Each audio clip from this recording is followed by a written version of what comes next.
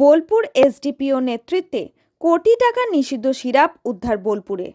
গোপন সূত্রের খবর পেয়ে বোলপুর থানার পুলিশ জাম্বুনির উদয়নপল্লীর একটি বাড়িতে অভিযান চালিয়ে 40,740 বোতল নিষিদ্ধ কোডিন মিশ্রিত কাপ সিরাপ উদ্ধার করে। ঘটনায় মুন্না নামে একজনকে গ্রেপ্তার করা হয়েছে। সাম্প্রতিক সময়ে বীরভূম জেলায় এত বিপুল পরিমাণ কাপ সিরাপ উদ্ধারের নজির নেই বলেই মনে করা হচ্ছে। এত বিপুল পরিমাণ সিরাপ কোথা থেকে আনা হয়েছিল এবং কোথায় পাচারের পরিকল্পনা ছিল তা খতিয়ে দেখতে তদন্ত শুরু করেছে পুলিশ। প্রায় কোটি টাকার এই নিষিদ্ধ সিরাপ উদ্ধার বোলপুর থেকে বোলপুর ও জেলা পুলিশের বিরাট সাফল্য।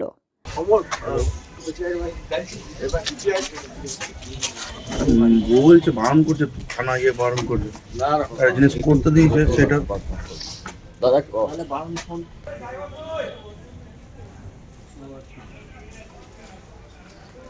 অভিযান চালিয়ে বিপুল পরিমাণে নিষিদ্ধ কাপ সিরাপ উদ্ধার করেছে। আমরা যদি জানতে কোথা থেকে এত মাল জোগাড় করেছিলেন, আপনি কি এই কাজে কোথা যুক্ত? থেকে পেয়েছিলেন এটা? কাজী আমিরুল ইসলামের রিপোর্ট, ভয় টিভি, বোলপুর।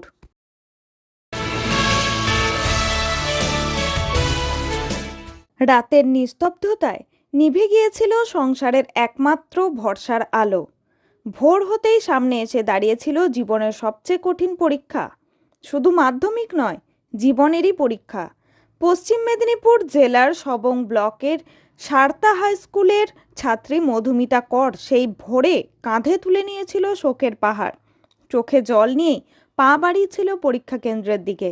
একদিকে পিতৃবিয়োগের চোখে জল, অন্যদিকে মনে সাহস। বাবার মৃত্যুকে সঙ্গে নিয়ে দুদিন পরীক্ষা দিল এই মেয়ে। বাবা সবসময় বলতেন, মানুষের মতো মানুষ হতে হবে, নিজের পায়ে দাঁড়াতে হবে। সেই কথায় যেন মুহূর্তে মধুমিতার সবচেয়ে বড় শক্তি হয়ে উঠেছিল।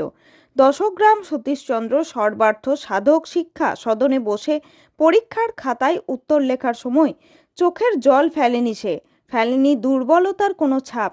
কেবল মনে মনে কথা দিয়েছে ভেঙে পড়বে না। মধুমিতার এই লড়াই শুধু এক পরীক্ষার্থীর গল্প নয়, এটি এক মেয়ের অটুট মানসিক শক্তির, দায়িত্ববোধ আর স্বপ্নকে বাঁচিয়ে রাখার গল্প। শোকের অন্ধকারেও যে আলো জ্বালানো যায়, মধুমিতা কর আজ তারই জীবন্ত প্রমাণ। বাবার ভোরে মৃত্যু হয়েছিল। তারপরে কি ভাবলে পরীক্ষা দেওয়া যাবে? তারপরে দাদাবু দিদিমানে সবাই বললো, পাড়ার লোকও বললো যে তুই পরীক্ষাটা দিতে যা, বাবা তো চলে গেছে, তো নিজের পায়ে নিজেকে তো দাঁড়াতে হবে না, তুই যা বলতো না। আসলাম। বাড়িতে কে কে রয়েছে? আর শুধু মা আর আমি। ভয় টিভি, পশ্চিম মেদিনীপুর।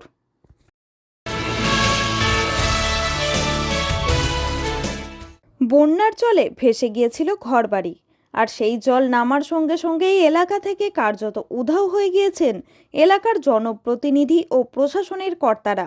ক্যালেন্ডারের পাতা 4 মাস উল্টে গেলেও জলপাইগুড়ি জেলার ধূপগুড়ি ব্লকের গাধেয়ারখুঁটি ও হোগলাপাতা এলাকার বানভাসীদের জীবনে ফেরেনি স্বাভাবিক ছন্দ। আজও শতাধিক পরিবার প্লাস্টিকের তাঁবুর নিচে মানবেতর জীবন কাটাতে বাধ্য। এ যেন প্রশাসনিক ব্যর্থতার নগ্ন দলিল। বন্যার সময় এলাকার নেতা নেত্রীদের গাড়ির সারি, ক্যামেরার ঝলকানি আর ত্রাণ বিতরণের নামে সেলফি তোলার হিড়িকে তৈরি হয়েছিল উৎসবের মতো পরিবেশ। সোশ্যাল মিডিয়ায় সেই ছবি ছড়িয়ে পড়ে। দায়িত্ব পালনের ঢাক পেটানো হয়েছিল, কিন্তু বন্যার জল নামতেই সেই সব নেতামন্ত্রী ও এলাকার বিধায়কের আর দেখা মেলেনি। স্থানীয়দের তীব্র কটাক্ষ, জল নামতেই নেতারাও নেমে গেছেন, আমরা পড়ে আছি গর্তে।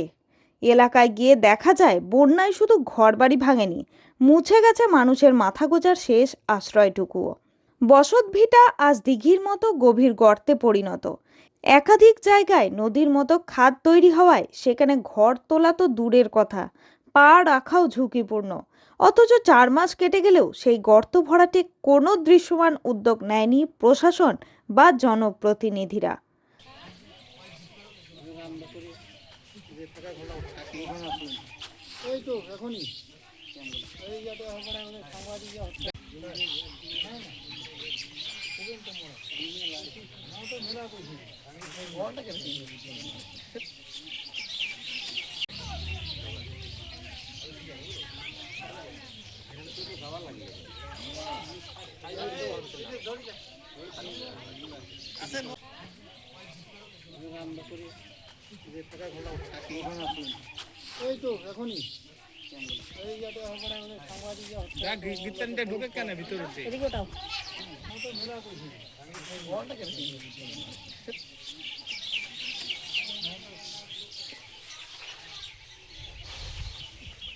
পাকিস্তানও যে বলে তার কাটার নাগিনী হয়, তাও তো অনেক শান্তি পানি হয়। আর এই করি আদামারা হইয়া নয়া কোনো লাভ আছে?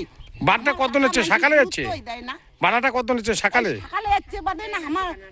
হ্যাঁ, এই যে আসি, আর যদি আতি থাকাইতে আসিলে হয় আর অনেক সকালে তে তার কাটা চলি গেনি হয়, এতলা ভিডিওকেও বিরক্তি না করনি হয়, তোমার লাকেও বিরক্তি না করনি হয়, এত দুঃখ দশা দুর্গতি আর হইলকো না হয়।